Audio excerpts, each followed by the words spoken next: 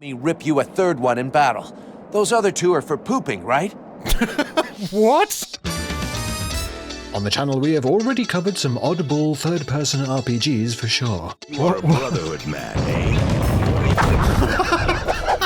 But none quite the same flavor of strange than Bound by Flame, released in 2014 by Greedfall creators and the Wizards of Eurojank Spiders, providing players with seeing what Mass Effect would feel like if it was high fantasy and written by a Reddit edgelord, with dialogue so silly it borders on parody. At least there's nobody here to give a shit if I crap my pants.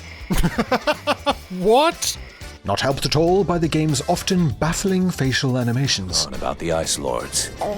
But held within this strange adventure is an oddly entertaining tale, even if it's more times than not, for all the wrong reasons. Join me as we dive into the edgiest of unintentionally hilarious RPGs that just gets more baffling the deeper it goes. Thank you. Without your weakness... Oh, shut up. God damn it. This is Bound by Flame. Bound by Flame opens with the option to name our hero that will be used a total of 0 times, as well as providing a number of options for appearance. Going with a suitable name and suitable look who oddly reminds me of a roided up Super GT, we are treated to some of the game's story, informing us that the land is being overrun by an evil force led by the Ice Lords, creatively named the Deadwalkers. And it will be up to our hero and his mercenary band, the Freeborn Blades, to protect a group of scholars, the Red Scribes, who are attempting to perform a ritual that intends to change the course of the war. Beginning, we find our hero Vulcan smashing down one of the Deadwalkers, before heading back to camp to warn the others of their arrival. All to a soundtrack that would sound more at home in a meditation video. Free your mind of worry. Do not concern yourself with your impending doom. Do not worry yourself with them pulling out your eyeballs and stapling your ball bag to your forehead.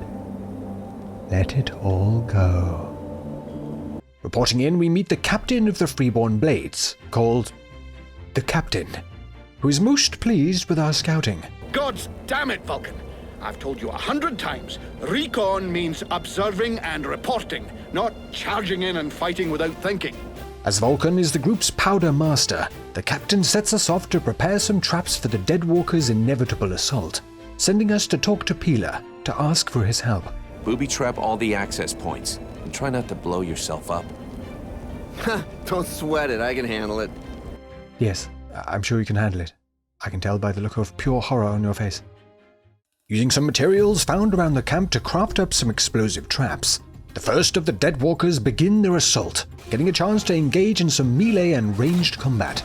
Battling back the smaller undead, a giant fucker stumbles onto the battlefield, forcing the troops to retreat back into the catacombs, a place that holds its own nasties to watch out for, including a skeletal tribute to West Side Story. Nobody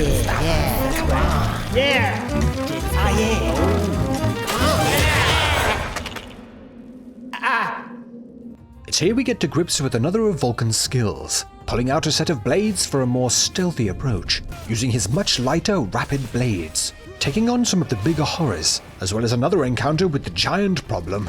Vulcan makes his way to the invoking chamber the scribes are using to carry out their ritual, and heads inside, after yet another odd animation, with me not being able to help myself.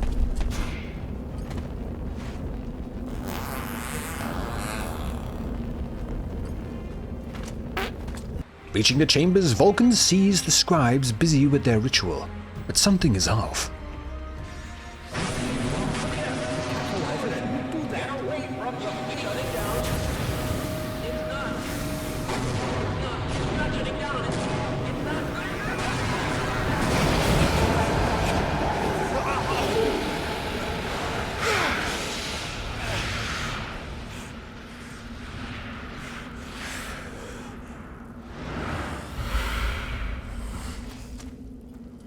With the ritual going absolutely tits up and Vulcan now seemingly possessed, it's time to put his newfound power to use, starting with smashing down the hulking terror single-handedly and getting to try out some of his new offensive options, such as a piss-poor Hadouken, a Fireblade, and the most epic of flying knees.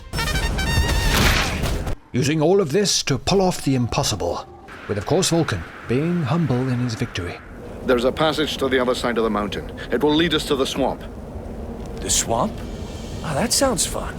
Hey, did anybody see what I just did to that huge f***ing monster? I mean, seriously, I fried that thing. I saved our asses, and you're all just, hey, what's for lunch? I said shut it, Vulcan. While retreating back, Vulcan is visited by a manifestation of the dark presence now inhabiting his body, who explains that he and Vulcan must travel to the World Heart and stop the flame from being extinguished. And if I must die, if the flame is extinguished, our world will die as well. With this of course being a completely original concept and totally not copied from Dark Souls. Now back in the real world, we rejoin Vulcan and co traveling to a settlement in the forest, bumping into another scout who seems just as paranoid. I thought that elves were supposed to have superior eyesight. Do we look like stiffs to you, dickhead? Not yet.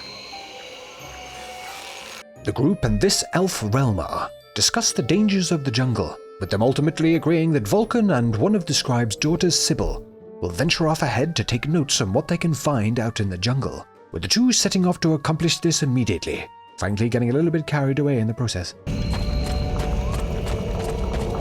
With Sybil becoming the first of Vulcan's companions that he must forge a relationship with through speaking with her and, of course, the choices he makes during his adventure. Making their way to the swamp, Vulcan showcases his deadly combat skills. And they don't have to go too far before finding another in peril, just outside their destination of Alvanor. Battling back the beasts, we meet Randville. Despite his determination, the knight was in an awkward position. He thanks the mercenary for having assisted him in his task. If he can trust the rumors that he hears around the village, he has before him the one called Vulcan.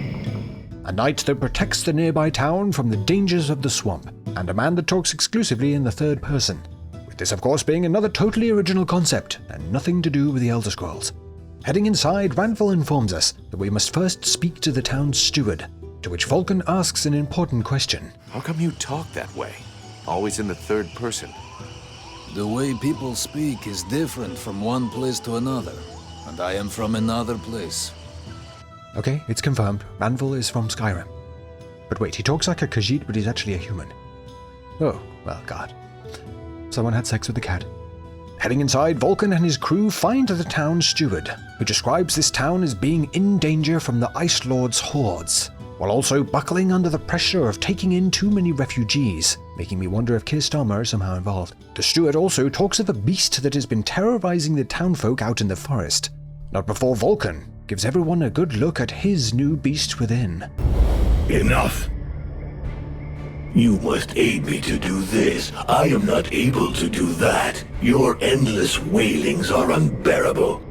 Miserably shuffling about to conserve the illusion of warmth and life, and not feel the passing of your last breath, while I must endure your wailings and lamentations. Pitiful. Vulcan, stop this nonsense immediately.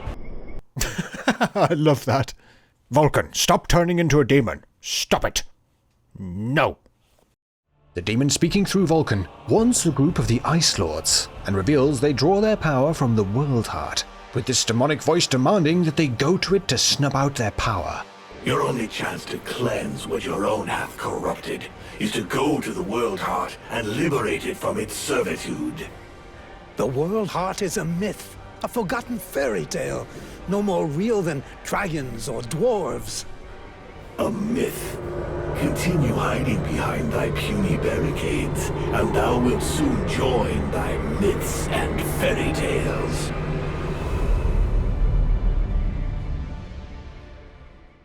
Waking in a daze, Vulcan finds himself with a member of the Red Scribes. What the hell happened? I was just listening to the steward blabbing away with the captain and then... And then you lost control. I don't know, it's like something in my head zapped me so it could use my mouth. Zapped you with something so it could use your mouth. Ah yes, very much the Bill Cosby approach to demonic possession. The scribe admitting that this must have taken place during their ritual, and warns Vulcan of the demon's potential intent, while Vulcan treats him to his impression of a fish, with the demon, of course, also having something to say. I never asked for this cage. I never asked to be forced to hear thy every thought. It is I who have been invaded. It speaks to you. Do not listen to it. Cast it from you. Vulcan, no. If you do not resist, it will crush your soul. But Vulcan will have to find out this demon's intentions as he continues his endeavors to battle back the Deadwalkers. So heads to the town steward to inquire about the town and how he might be able to assist its people. With our shortages of food and fighting men, our worn-out equipment and the growing lines at the healing house, I cannot deny our village is sorely in need of help. Got it. Look after the supplies. Heading outside and getting a chance to meet some of the incredibly eloquent locals. Is there some place in the village where I can get your men's equipment repaired without it costing me an arm and a leg? Only one I know of is that ass blacksmith's forge.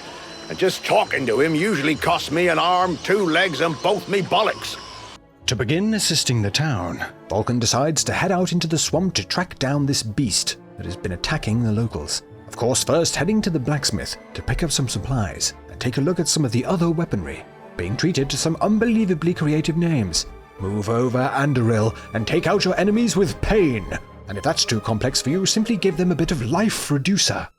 Heading out into the swamp with Sybil and getting to enjoy some more of the local hostile wildlife. These creatures are just disgusting.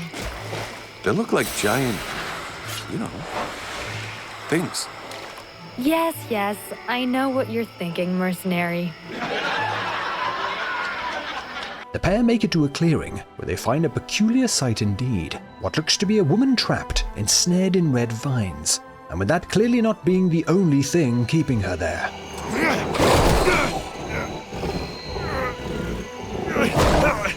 Cutting down the beast, the pair look to the woman trapped inside. This is horrible. We can't just leave that woman in this prison. We must find a way to free her from here. Really quick, is it me or do all of Sybil's lines sound like they were recorded with a Nokia 3310? Sybil, do not do that! I know this woman. She is not here by accident. The scribe and Sybil's father warns of this woman's power. My name is Edwin. The ignorant will tell you that I'm a witch, a sorceress, or even a necromancer. The truth is much simpler and more socially acceptable. I am, in fact, a magician. But neither as powerful nor as evil-minded as they think me. She lies to thee. She is hiding something, and it is not her body. You would say that. I beg your pardon? No, nothing. Despite her claims, the scribe insists she remains imprisoned, even going as far as pulling out a blade on his own daughter when Sybil moves to release her. With Vulcan stepping in, the woman is released, along with her monetization disintegrating outfit. Now meet your eternity. What are you doing to him? Let him go! Very well. You may have him. I am finished. Father? Father! Killing the leader of the Red Scribes and Sybil's father, she is understandably distraught, running off into the woods in hysterics. Sybil, wait! You had the upper hand. Why did you decide to kill the leader of the Red Scribes? I desperately needed to replenish my power, so I drained his. My mood grows a bit murderous when I get too hungry, or when I spend too many days trapped in a filthy cell without so much as a toilet. Your friend was no hero.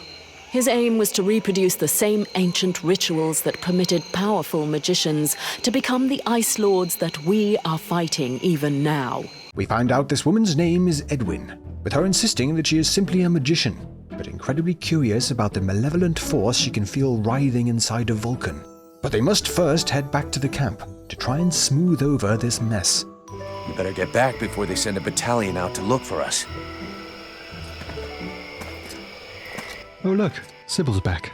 Returning and reporting back in with the town steward, who is of course upset about the death of the Red Scribe, but somewhat backs down when hearing the scribe was a hair away from killing his own daughter to keep the woman imprisoned. She doesn't talk much, but something tells me she knows more than she's letting on about the Ice Lords.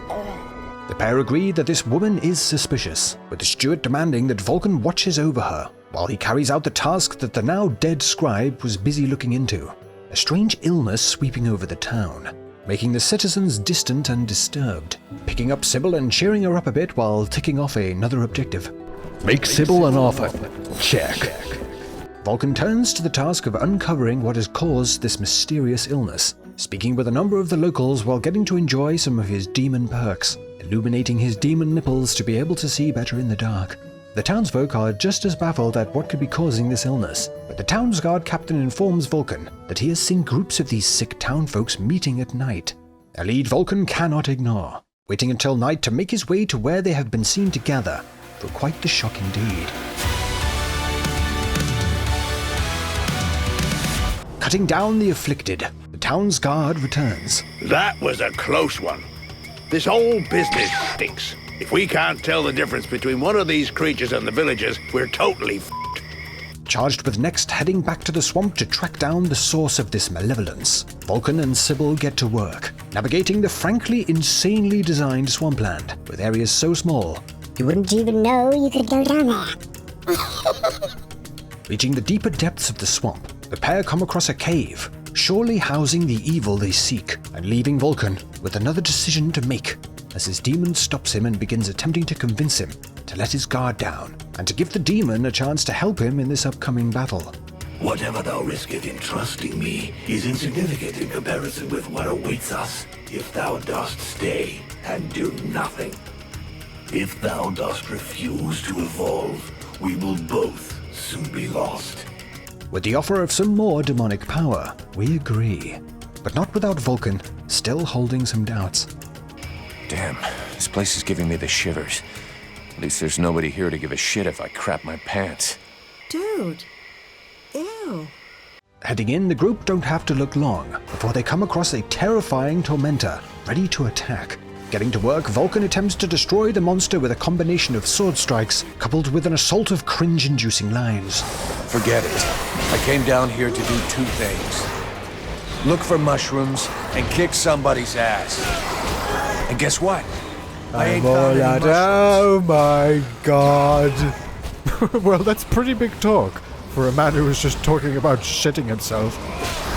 Facing down death, the beast jumps on Vulcan, pinning him to the floor, looming down on him, about to rip him apart. If only there was someone else that could get involved, even slightly, to stop this.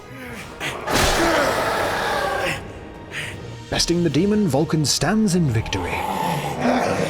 Do you believe you've won a victory, mortal? The dead walkers come. Your pathetic little village has been discovered, and soon will no longer exist. Today I fall, but dozens of new brothers and sisters will rise from the dead. The Dark Lords will raise me up again, and they will reward me. Well, your Ice Lords have never messed with a Powder Master, now have they? Making their way back to the village, clearly Vulcan's decision to let in the demon is starting to have an effect. Reaching the town, it seems Vulcan will need all the power he can muster, as the place is overrun with dead walkers, with friend and foe alike, engaged in a bloody battle. With Vulcan and co cutting down the forces to try and turn the tide, he reaches the town square to find a towering Deadwalker general that puts up one hell of a fight, with this in all honesty being quite a boon, Vulcan having a little bit of hell on his side. Finally getting the best of the Deadwalker general, Vulcan saves the town from the jaws of death. That was one tough death's head, but it won't command anyone now. In victory, Vulcan gets to meet the elven leader, Prince Arundel, who offers Vulcan the opportunity to team up with the elven forces to take on the Deadwalkers, something that the demon within him does not agree with. If thou dost throw thyself into this battle, the only thing that thou wouldst find is thy death, and the only chance thou hast for saving this world will disappear with thee. Letting the prince know that he will take some time to think, Vulcan speaks to his companions, first with Edwin and her ridiculously exposed bosoms, warning against joining the elves, and Sybil going the other way, being confident that joining them will help. The captain, however, is keen to stay with the Red Scribes, although I am beginning to question his observational skills. I sent Wolf on ahead of us a few weeks ago to see if he could find fresh volunteers for us, but I don't think there's much hope of that. This war is looking worse and worse for us. In 10 years fighting, the Deadwalkers haven't lost a single battle. Well, except this one. And this one. That literally just happened. Finally ending with Randville, who's not too sure. But if you ask me, knowing him, I expect he would advise we go elsewhere. Making his decision, the plan is to join with the elves and combine forces against the Ice Lord Blackfrost and his dead walkers.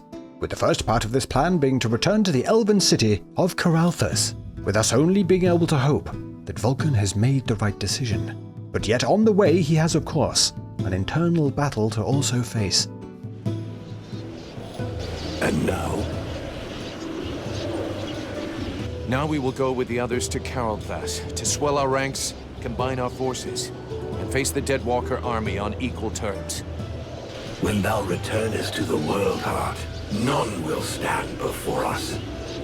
Thou wouldst already possess the power to destroy this sorcerer and his like, if thou hadst but allowed the evolution of this useless body. Look upon thyself. Thou art duped. Vulcan, have you seen something? They use thee. Arriving at the elven city, the presence of the Ice Lord Blackfrost can clearly be seen, with ice and snow covering every inch of the land. It will come as no surprise to you to learn that the Deadwalkers have already been here. They're still close. We must rejoin my father's army as swiftly as we may. I think we already found them. And with that, an elven scout appears to escort the group, while informing them that almost the entire city has been invaded by the ice, leaving the group's only base of operations being a small camp hidden within the ice caves. They will have to come up with a plan of action to infiltrate the city to search for survivors. Here in this base camp we meet a number of elven soldiers, including a general that seemingly has recently lost a bet that reports some bad news. The Elven King led the assault into the city just before it was claimed by the ice, and has been lost within ever since. So a plan is made to infiltrate the city, to also search for the king along with any other survivors. But before that, they will need to head out to take out any Deadwalker scouts around the camp, something that Vulcan wastes no time in carrying out, cutting down the enemy hordes, and apparently making a friend, with one of the giant Deadwalkers instead of fighting, deciding to join in with the conversation.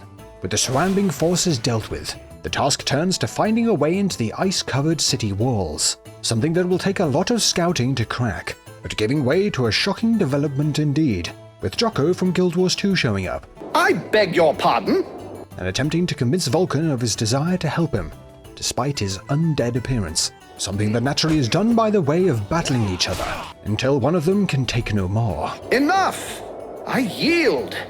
With at that point them finally getting a chance to talk, while this undead fellow stares directly into the camera, like he's just stumbled into a sitcom. In all my 6,000 years, I have never witnessed such power. This chap is actually named Mathrus, and is keen to assist Vulcan's quest to stop the Deadwalkers, so is sent back to camp to wait for him, something that I'm sure wouldn't be problematic at all. Getting a steer from his new undead pal, Vulcan and the prince make their way into the ice-covered city, battling through the endless hordes of Deadwalkers, luckily managing to find and free some prisoners, but then coming across a sorry sight indeed. What is this thing? I don't know, but it doesn't look right.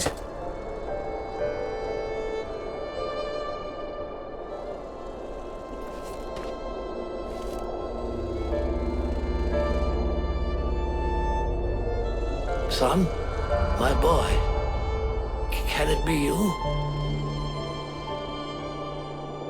Oh, fuck. By all the gods. Father, it cannot be. Do not look upon me. I am so sorry. Do not stay here. Take the crown and leave this place. Oh, Father, but what have they done to you? I surrendered. Lord Blackfrost told me that he was slain. That Marshal Winter's army had left no survivors at Bastion. I had not the strength to even raise my sword. And so he changed us, remade us, the other nobles and I, and all those who had taken refuge in the palace. You wanted me to witness our end, so that I would live with our defeat and news of your death for eternity. But you are alive. You live. Your mother and I are so relieved to know you live. The prince finds his father, mutated into an abomination by the Ice Lords, a cruel and sadistic punishment, left only to watch his city fall into ruin, and kind of reminding me of that gross thing from the OG Super Mario movie. With no other option, the prince steps forward, says his final goodbyes, and puts a final end to the king and his father.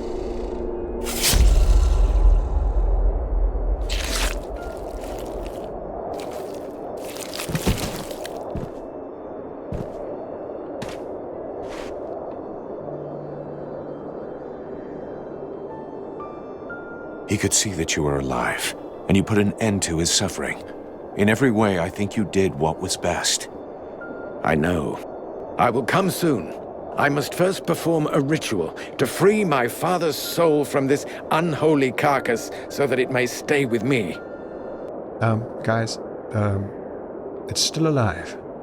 Following this heart-wrenching development, the pair finish up their business in the city for now and head back to the camp.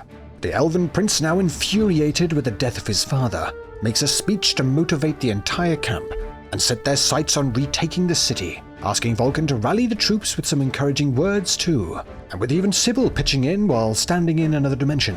We're not gonna fight for these lazy elves. You have to listen to me, please. I know you're angry with the elves for not entering the war earlier, but today, with their help, we finally have a chance to win. Again finding his other companions, they have been busy with their own endeavors to get the upper hand in the fight against the Ice Lords, capturing one of the Deadwalkers for Edwin to use her definitely not dangerous magical abilities to read its mind and uncover the Ice Lord's plans. Let me concentrate. Yes? Oh my god, I'm a pork scratching! What? But at least I had one hell of a death. Death from an overwhelming amount of joy after getting to enjoy the MitchManix Patreon. Oh, for fuck's sake. He's got ad-free, uncensored versions of these videos, with all the not-safe-for-YouTube bits left in, alongside a whole range of extra videos and cool perks, while helping to support the content and getting your name at the end of every video. Ah, it's amazing. Oh my god, I've just realized I'm naked. Okay, stop it now. Ha ha ha ha, check out that bone. Oh, bollocks, I feel another presence trying to take hold. And I feel the uncontrollable urge to say, find out more in the description. Ah! Well. Probing the spirits of the dead? You can well imagine that this sort of communication goes both ways. So, that's where my dear rebels are hiding, is it? I must break the link. Right now.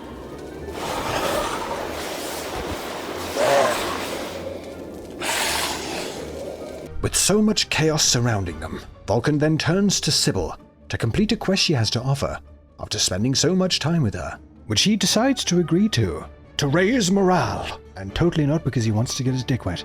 Searching through the books, Sybil uncovers something shocking, finding writings about the ancestors of the Ice Lords, including one that shares a striking resemblance with our white-haired walking nip-slip of a companion, Edwin, something Vulcan will surely have to keep his eye on. Saving some more trapped elven soldiers, and heading back to the camp, Vulcan looks to upgrade some of his gear and skills to help him with the battle ahead. Luckily, having a number of buffs and feats to unlock to give him a boost, such as Swashbuckler to increase his two-handed sword damage, and Gunner that increases trap damage, for some reason. While grabbing some supplies, the captain pipes up in rage at the blade still being here, despite his orders to leave once the prisoners were freed. God damn it, Captain. This is an important battle. You have to include the blades in it. Now you listen closely, Vulcan. I am the captain of this company. It's me who decides. You don't like it? Not my f***ing problem. So either shut it, or become captain yourself. But you know what that means. It means that I must face you in single combat. You don't leave me any choice. We have to put everything we've got into this battle.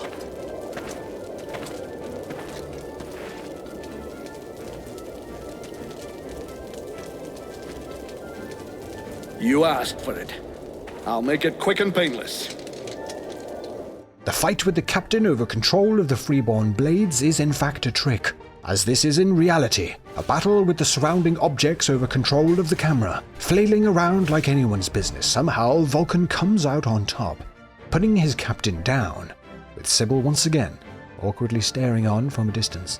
Now in full control of the freeborn blades, Vulcan takes some time to catch up with all of his companions, finding out that Mathras is actually 3,000 years old, and takes over others' bodies to continue wandering around, and finally informing Edwin that she may want to think about covering her bosoms, not only due to them being in the Arctic, but also due to the possibility of attracting too much attention, suggesting that even the Deadwalkers, despite being dead, are still privy to a spot of gooning. Ridiculous outfit or not, this must not stop the group from reaching the deeper depths of the city to attempt to cut off the head of the Deadwalkers. Oh, Relmar, thank you so much for helping. So after battling seamlessly endless hordes of undead, the group comes across a mighty concubine. A trap, and a good one. Your little friends will be taken from the rear, if you'll pardon the expression. Before engaging, a discussion is had, where Edwin suggests, instead of lowering the drawbridge ahead to save the elven soldiers, to ignore the advancing forces, and target the concubine to take its power, dooming the elven forces in the process, leading to Vulcan having to make another choice, and in a typical BioWare-esque style, upon choosing to save the elven forces, Edwin is so butthurt that she fires off a spell and runs off, no longer able to be a companion for the rest of the entire adventure. But no tears will be shed from me, however. Seeing the back of a character that's so one-dimensional, I'm surprised she didn't disappear in a cloud of dildos, with Vulcan and Relmar left to take on the concubine.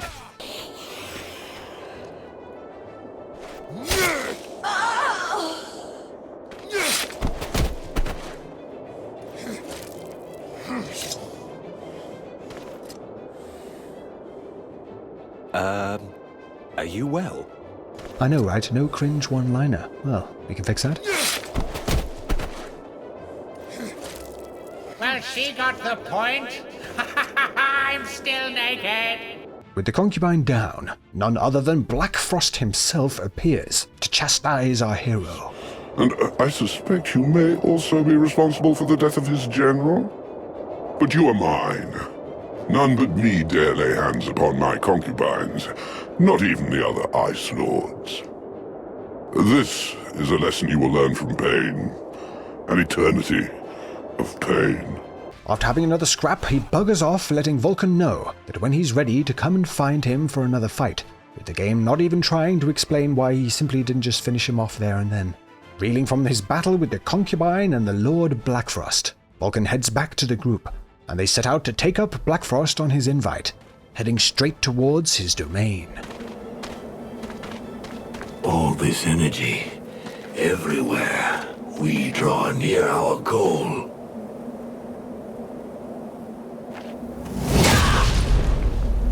Look out!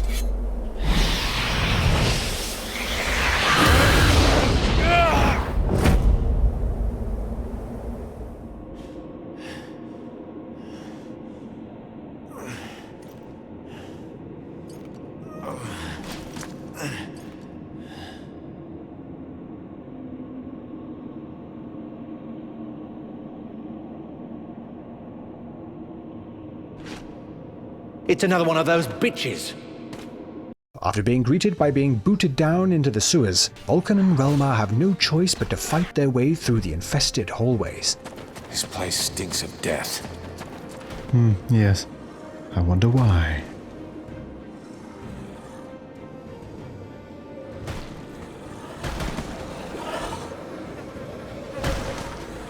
Battling their way out the sewer, the pair are in luck, after being reunited with at least a few of their traveling party, with this bold fellow informing them that there is a mysterious dark energy plaguing the area, and to seek out Mathras.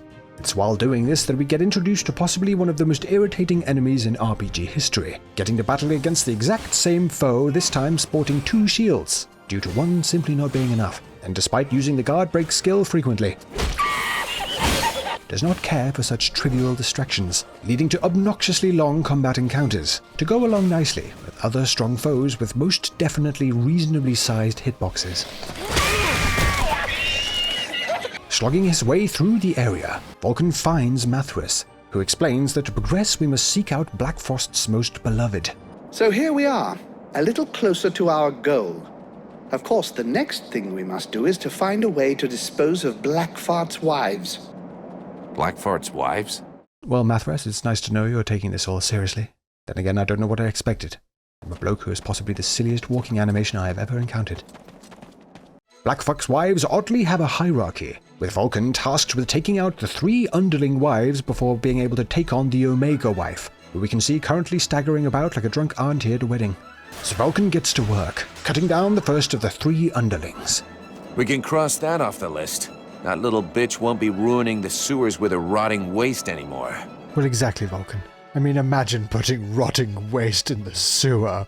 Besting another of the disturbing wives, who alarmingly mind controls some of the other freeborn blades to fight alongside her, with one in particular being the guy that just has to get one more hit in. She was a tough one. Now I can see what Blackfrost saw in her. Spunky. Besting the last of the 3, Vulcan's lady troubles don't stop there, with Edwin showing up once more to reveal her true intentions of liberating the world heart and taking the power for herself. But luckily, with the help of his worryingly bendy blade, Vulcan puts a final end to Mistress Nipslip. With only the Omega wife left to deal with, Vulcan pulls out all the stops during what is now the 4th practically exact same mini-boss, while incredibly managing to reach new heights of stupidity with his trash talk. My daughters are inferior to me in every way, as are you. Ah, motherly love. I never got any.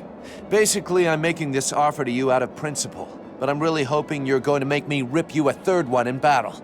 Those other 2 are for pooping, right? What? Cutting down the Omega wife. Only one task now remains, to enter the lair of Blackfrost and put a stop to him once and for all.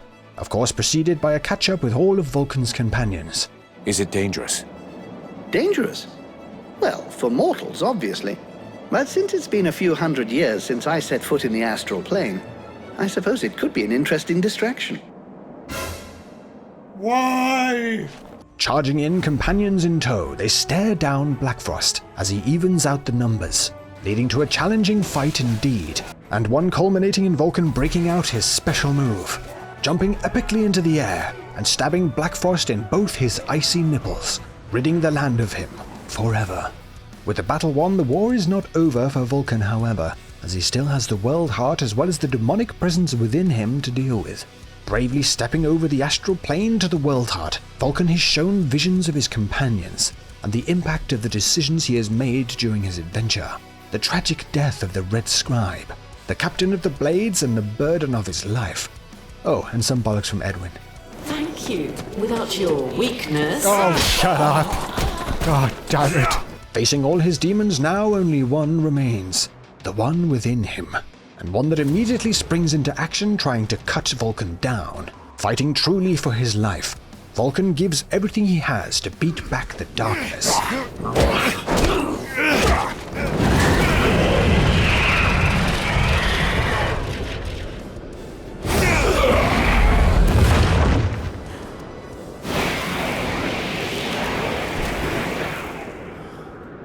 With the demon now at his knees, Vulcan must decide what to do with this demonic power before and within him. Tussling with his thoughts, he stands and decides to use his power to reignite the flame of the world heart, destroying the necromancers and taking his life along with them. With the story at an end, we are treated to Mathras explaining the events that followed. After Vulcan's sacrifice, peace was restored to the land for a time, indeed. Meaning that after all the nonsense, Vulcan managed to do some good in the world, and with Bound by Flame proving that even without him, can still deliver one final cringe-inducing one-liner. Edwin's corpse was mutilated and burned by the command of King Relmar. Such a waste. I remember being quite disappointed at his decision, as I had hoped I might be able to inhabit her body.